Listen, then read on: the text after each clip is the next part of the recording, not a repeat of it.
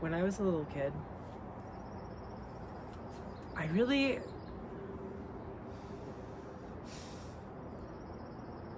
my soul, please speak for me and tell this story. I first started on the path of healing my mind, my body coherence, what I wanted to do in this life, my will. Because I remember before I ever wanted to create anything in my life, I wanted to be a good person. I wanted to be so healthy and perfect. I wanted to be aesthetically pleasing. I wanted to be beautiful. I wanted to be kind. I wanted to be considerate. I wanted to be healthy. And I always thought that before I could create anything, I had to be the perfect version of my healed self. I thought that that's what it meant to rise to fame. I thought that if you've defeated yourself internally, like everyone says that you must do, that you must fight battles with the part of you that you feel like you neglect, that would finally lead me to the promised land of fortune. I realized very quickly that this journey was lifelong. And not only was it lifelong, it was a never-ending loop of the same things I would encounter over and over and over. And I believed in my heart that there was something specifically wrong with me. And so it reinforced and reinvigorated those patterns. One of the very first books I read on trauma was The Body Keeps the Score. How in the physical plane, our memories are retained within our brain. Not only that, but they're stored within our body, our physical being, our vessel. So it extends from those expressions of sensory input all the way into the deepest craters of the self. When I found that out, I thought, there must be something I'm not seeing. There must be something I'm missing. And so I continued to search. And all I really found was the patterns that were being presented to me that I could see. And so I would leave friends.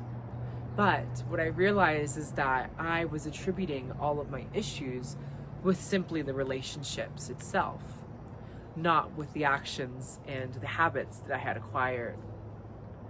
A lot of the ways that it manifested was through drinking.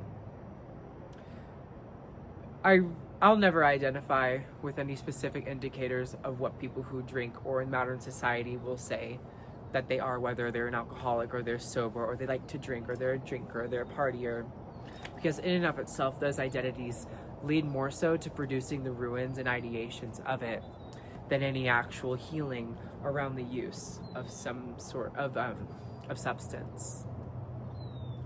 My first ever spiritual awakening was with substances. It was through marijuana that I would take, and I'm a very sensitive person, so I would do too much and then I would go to really high awareness states of consciousness, just seeing things that I couldn't understand. And I remember the first time it ever happened, I was 15.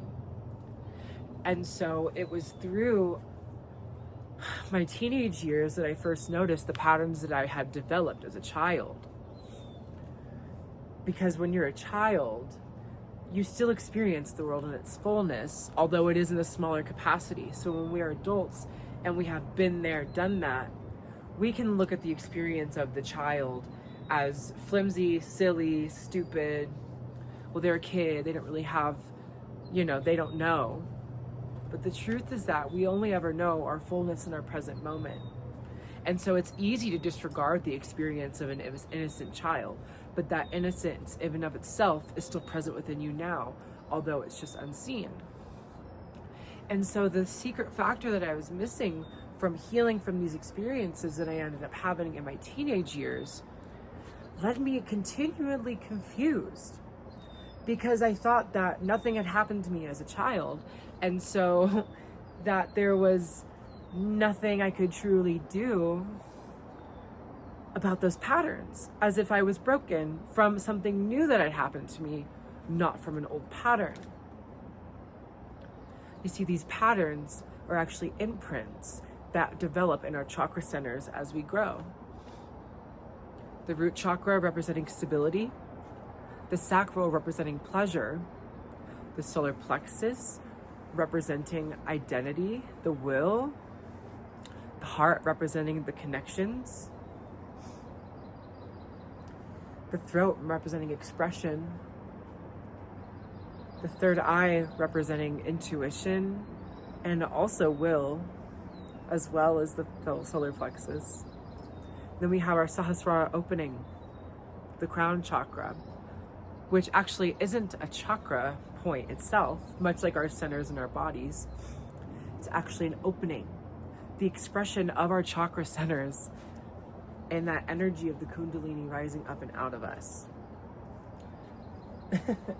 So what I realized working with the chakras all this time, after my second awakening last year, I realized it's just an innate connection and an inspiration that reflects our expression through the cosmos, or so much you could say our experience here on Earth as represented as like the layers of the universe.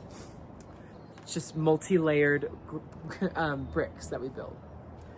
And so come with me back to the childhood trauma. These chakras are grown in those years and developed. And so when we have those childhood traumas, they actually block our chakras and they express themselves in unhealthy states.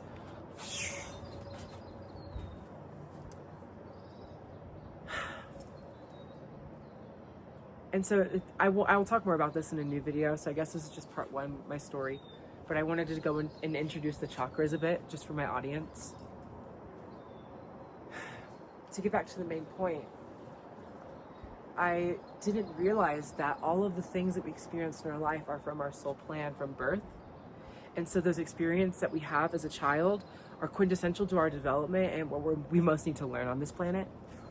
And the reason that I thought I was trying to heal my trauma that I was experiencing in teenage years was because I didn't realize was that these were just outward growing specimens of what I experienced that blocked me as a child. And so it was through that healing stage of the trauma, because really all the things that I was experiencing were all just emanations of one thing that just spreads out over our experience and presence of time. Please leave a comment down below if this resonates with you. Even if you haven't worked with the chakras, I'm getting certified right now in a teacher training so that I can be a better teacher and do my job the best that I can. And it's through the chakras and through some subtle learning of trauma that I hope that I can continue to grow and expand myself to further teach you in the best ways that I know possible. And so my story will never end, but as that's transgressed, I've learned a lot about trauma work. I've learned a lot about the histories of humanity and how the earth itself is an emanation of our growth. And so it's all really just a further outward crystallizing expression. Thank God. So we're never really stuck in the pain because it's not meant to last forever. Life is supposed to be a full balance between pain and pleasure. So if that doesn't make sense to you, I understand though as well, because when you can see pain, you want to deny that. You don't want anyone to have ever gone through pain. You don't want anyone to ever go through losing someone that they love. But it's because of the pleasures that we receive in this life that we also must understand the gifts of pain. It's because of the law of polarity. It's not because that there's something wrong with this earth. The law of polarity can only explain it in so much as that we can let go of the ego's grief. Not even so much let go, it's walking with the grief and upholding that grief. Because when the grief in the heart is open, it's expressed as acceptance.